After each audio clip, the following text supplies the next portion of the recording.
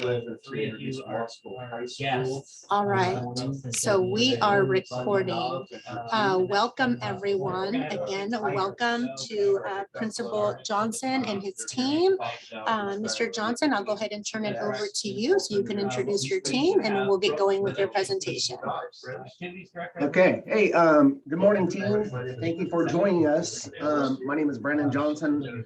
I work for Bakersfield City School District, and currently I'm the principal at Bessie Owens Intermediate. With me joining, I have my team here today. I have Miss Heather Boy. She is our academic coach. Want to say hello, Heather? Good morning. So excited to get Good. And also we have Mr. Arias. He is our BIS. Let's turn it out to the people that did all. Also in the room, I see a couple of our folks from the district office. I see my current supervisor and past supervisors in the room. Thank you very much for being here. Hilda, haven't seen you in a while. It's good to see you. Good morning, Debbie. Thank you for taking care of our financial side. Appreciate the heck out of you. So anyway, hey, we're very extremely proud of the work that we do serving our kiddos in our community. And having our suspension rate be what it is you know, an attribute of the entire team's work. Our motto is all means all, and we serve all of our kids. We have a wide range of kiddos that we serve at Owens Intermediate. We go from our severely handicapped special ed kiddos all the way over to our gate kids that we serve. So we serve just a wide variety of kids, and we love every one of them, and that's just passion for our work.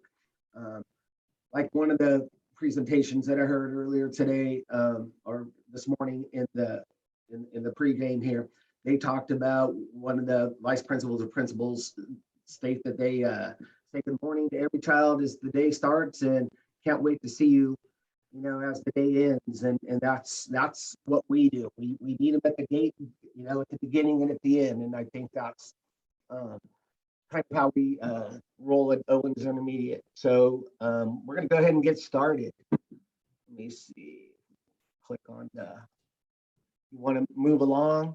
So what we're first going to talk about is our school demographics. We're currently serving 553 students. Very needy neighborhood. We have 94% of our kids are socially economically disadvantaged. If you know Bakersfield, we are south of the tracks, just below East Truxton, just north of Martin Luther King Park. And our kiddos are super needy, but they love being at school. And that's just a testament to our staff. We don't give up on kids. The work that's been done is just the teachers want the kids at school, bottom line. And we know sometimes the work is hard, takes a lot of patience, but to have the belief that we want our kiddos at school, that's what really matters. Percentage of English learners, 30%, and we serve 4th, 5th, and 6th grades. So we can move on. Sorry about that. Yep. No, that's okay. That's okay. So We talked about demographics. yep, we've hit that one. Yep. We've already gone over that. And let's look at our needs, okay? So you could see the data from 2016-17 school year to 18-19, when we kind of shut the world down for a little while. You can see our suspension rate went from nearly 4% to just 0.3%. And again, that's just a testament to the staff wanting the kids at school. And it starts with that, just a bunch of caring addresses or caring adults. And I'll start off, you know, looking at the next screen, if you can move on. We really work on building positive relationships within the community. We have a very welcoming campus. We want our students there. We want our community there.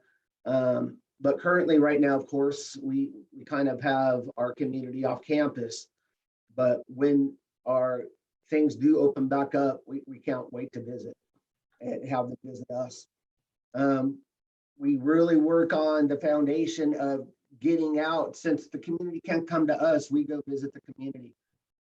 We have our team get out, do all sorts of home visits. We celebrate, we take packages to kids, you know, when we're celebrating their attendance, their engagement. So we just get out and we look forward to celebrating them. Go on to the next one, please. I'm going to have Mr. Arias talk about our student mentoring and MTSS. Good morning, everybody. Student mentoring, this is something we take very seriously around here. Pretty much it starts with building trust. Like Mr. Johnson had mentioned, right from the get-go, we are welcoming the kids every day. You know, good morning, how are you? Not so much when it comes to academics, but in the morning when you get here, I just want to know how you are as a person. How are you doing as a person before we even get into the classroom? That is huge for us. We believe that if you are doing well yourself, that the classroom is just gonna follow. And so for us, it's huge to make sure that the kids come in and they're doing okay, right? And so building relationships is huge. Every other Wednesday, we have a biweekly MTSS meeting. We have a representative from every level of work system here at Owens Intermediate. We have CPALs who are in charge of, they're like yard aides. We have them, they represent us. We have Mrs. Guay, our school psychologist. We have our campus supervisor. We have school social worker. We have everybody that's available and involved in that meeting to discuss student needs. And again, that happens every 2 weeks. We just wrapped up this year, we just wrapped up our girls group. We do about 8 to 10 weeks of girls groups with just different the variety of topics that we talk about. We are in the process of getting our boys together to start our boys group. That is something that we do every year. It is important. If you can see the picture where the girls are holding up boxes, those are boots. So what we did was we had a community member donate a bunch of shoes, and the girls that completed girls group, they received a pair of boots, and so that they were able to pick out and things like that. So that's a little bit about our girls group. On the boys side, we First of all, in the past, on the boys side, we have. So exciting for me to get to see all this come to fruition. I don't know if that's somebody else talking or. Conference room with all that Oh, sorry, we're in a shared room here. Oh, okay. Yeah. Boys group, we have done in the past where the boys that have graduated from boys group, we have somebody come and they do haircuts, or we provide them a haircut, things like that we've done before in the past. Positive referrals, it's just an affirmation of doing well in the classroom, or walking outside in the yard and not running, or things like that. It's just something tangible that the kids can hold, and we implement into the computer. And that's pretty much it. We can celebrate. We celebrate. That's what we do here at Owens Intermediate. I know we don't have much. Oh, I'm sorry, Go Mr. ahead. Arias. Go I ahead, know Ms. we don't have much time, but MTSS has social, emotional, behavioral, and academics, as we all know. And I love what Mr. Arias said. And I think it's true for our whole team, from all the way at the top, from the superintendent down. Everybody, first of all, we care about each other and treat each other well. And that helps everybody be able to do their job. So within the academic portion of our school, we do our best to provide good first instruction. And then part of our MTSS also encompasses our TSS, our academic support for students who are struggling. We're able to meet as a team and find out how we can support our students. We do have a school-wide reading culture, which is encompassed within our reading programs. And we do different things to help support kids and increasing in their reading ability. We can go to the next slide. Oops. And we also utilize Toolbox, which you can look at on this. It's an awesome program for supporting SEL within our entire school and within our district.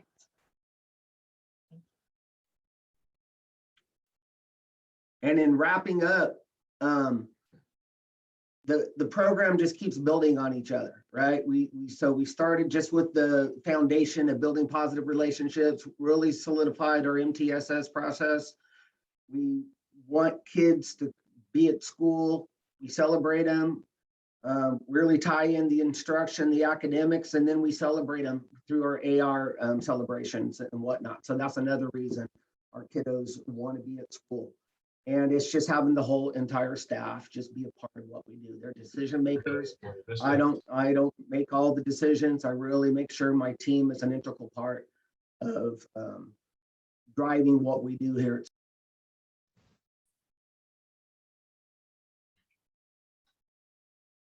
Why is my video? Good morning. Good morning. Good morning.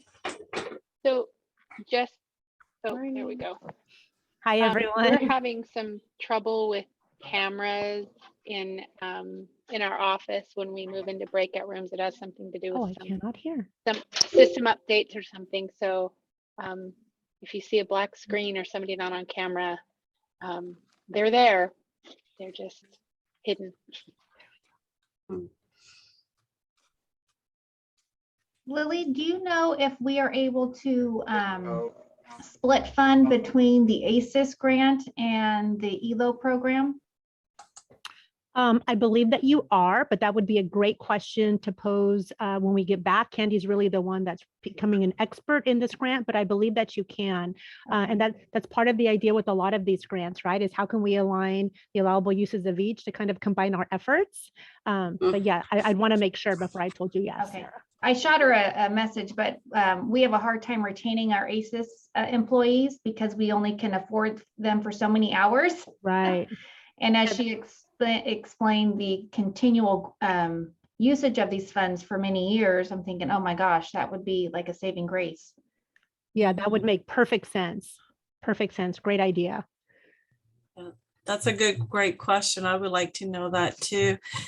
We have been brainstorming different ideas, but I'm not quite sure what's allowable. So we were thinking sports for our younger kids, to include that with our ACES program, but I don't know, is that an allowable use? So it sounds to me like really this is about extending the learning day in ways that are going to re-engage your students. We know that students are motivated by after school sports, right? That they might not otherwise have an opportunity to participate in. So absolutely, it seems like an activity that will help to re-engage students, which is one of the goals of this funding. So that's what we're really focused then on, sports and the visual performing arts is what we're planning to do. Yeah. We have a partnership with Cal State and our residency. And so we're going to be expanding some of the opportunities and creating a STEM district kind of lab makerspace, and then modules that hopefully, because we need people, we can use Cal State to help us push into our after school program and offer those opportunities for our students district-wide. Awesome. Thanks, Sarah. Very similar. And over at Lamont, sorry. Go ahead, Dina.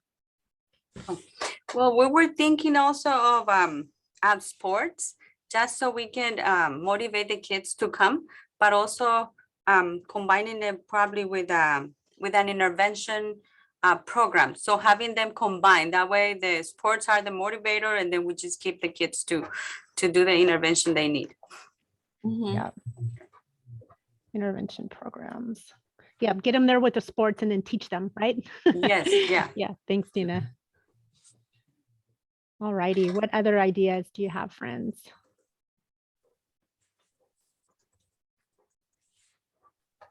If anyone had ideas about those 30 extra days, we're kind of stuck on that. We currently do 16 days in the summer, but our MOT needs time to work on the school sites. And I don't know if we can get people to work over Christmas and spring break and Saturdays. So that's a struggle. So any input would be valued. I have heard of some districts, Sarah, that are breaking up just kind of almost a J term over that Christmas break, but it's a very small window of just a short number of days for the exact same reason. You know, people need a break, you know, but they also, the two districts that I know of that were doing it, or at least we're talking about doing it, we're also talking about an increased rate of hourly pay for those who worked during Christmas break, especially. So I know Lamont has always done winter intercession. Dina, do you want to talk a little bit about maybe how you guys make that work? Yeah, well, we just offer winter intersection because we have our students who we have a group of students who leave, but I don't think this year they're gonna be leaving because there's not a lot of traveling going on. So we do just intervention, really, reading intervention, and then we bring in something like arts. And so we combine some type of art with reading and math intervention. And we work with our MOT to include all of our schools at one site, and then that was the last site to be serviced, so that we could include more days in the summer. We're going to be kicked out in about 30 seconds, friends. Thank you so much for sharing your ideas. I know one thing I've heard about when you offer intercession, to make sure it's a full day, right, to accommodate working parents, because a lot of times they don't come to those intercession because then they have to find, you know, childcare for after if it's just a half day. So it's something to consider. Okay. Thanks, everybody. Thank you.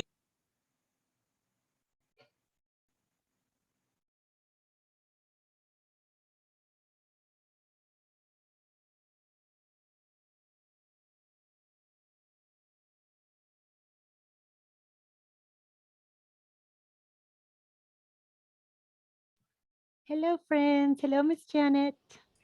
Hi, ladies. Hello. I can't hear you. Can you hear me? We can hear you.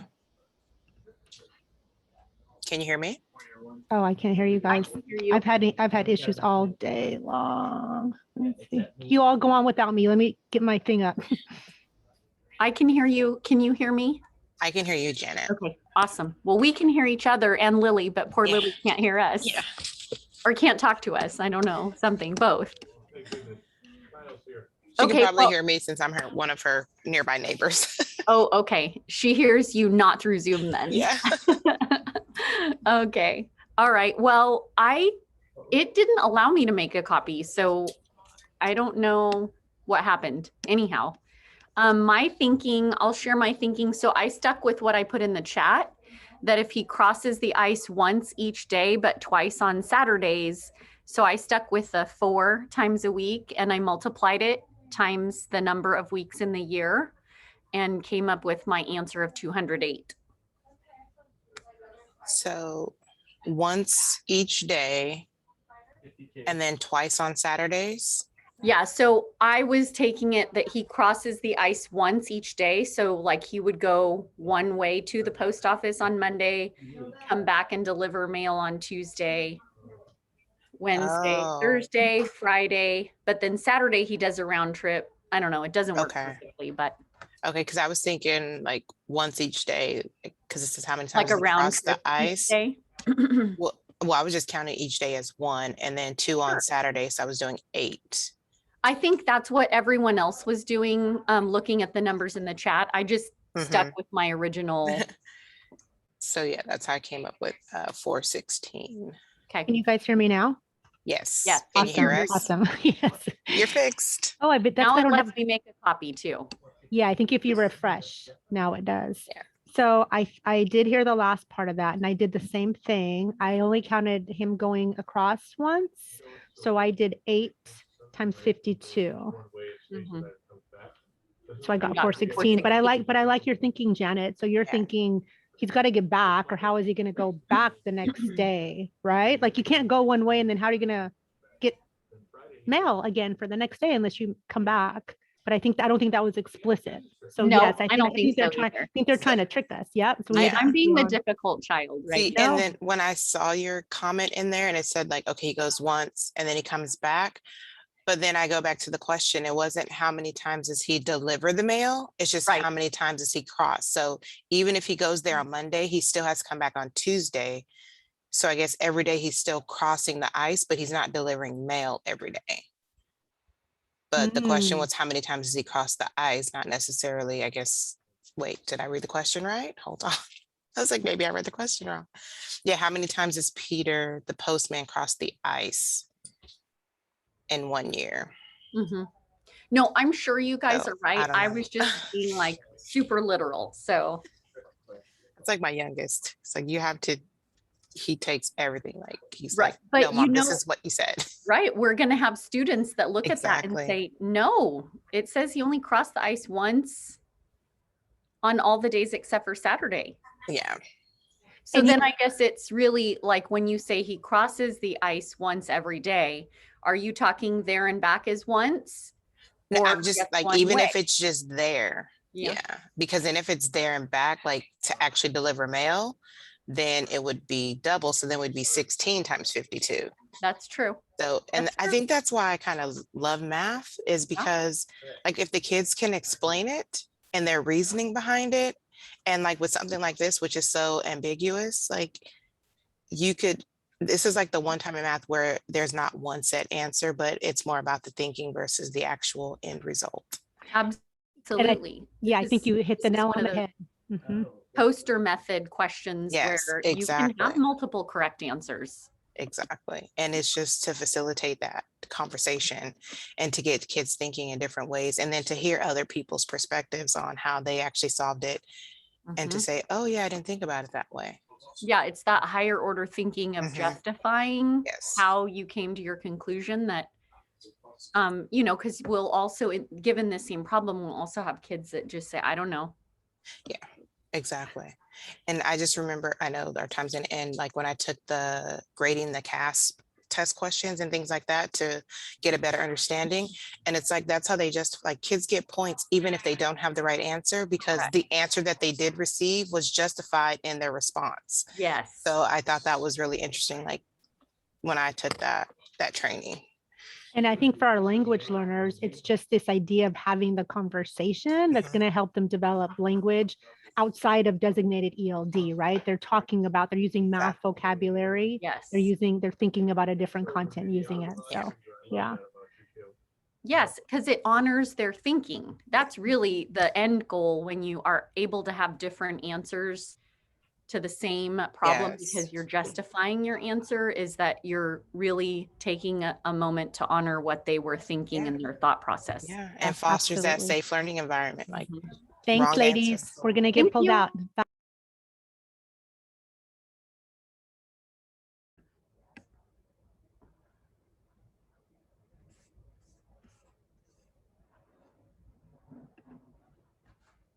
Hello, friend. Can you hear me? Yes. Yes. Awesome.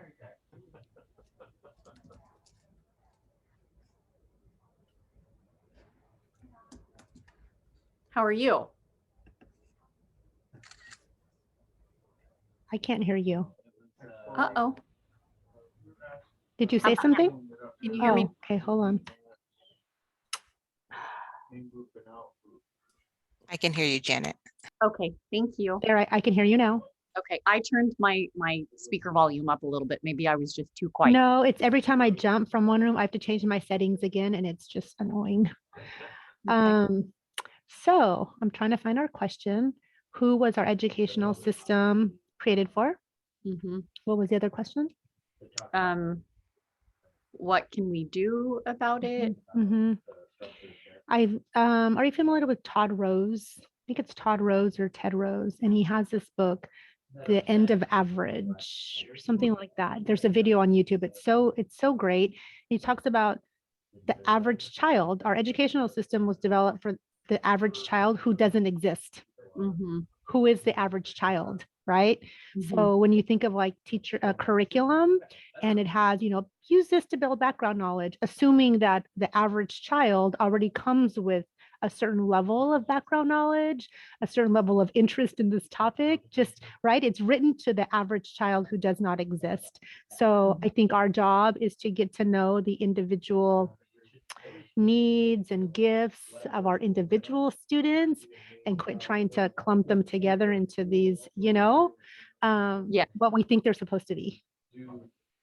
Yes, I agree. I mean, I think what we can do is have conversations like we are. I think what we can do about it is recognize that implicit bias piece, recognize the need to become more aware of the cultures of our students and our staff, because people are very different than the structure of, public education in 1950.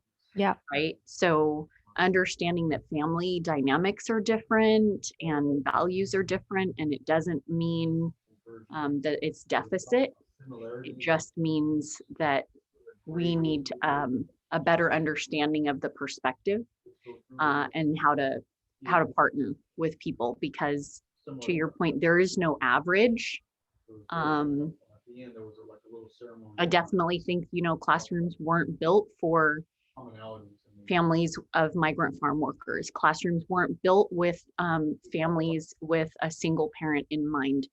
It's just, there's a lot of considerations that having conversations helps us to recognize that not all children were raised the same way we were, even as the adults in the room. Right, right. And I love when we talk about it outside of race or culture, because there's so many other things you just named, single parent homes, this idea of left-handedness. And right. So if we talk about those things, people might be more open to have the conversation about race and culture as well, right? I think sometimes we scare people off starting there. Yeah, I agree with that. I mean, absolutely. I think my perspective is probably different because of the home I was raised in. And so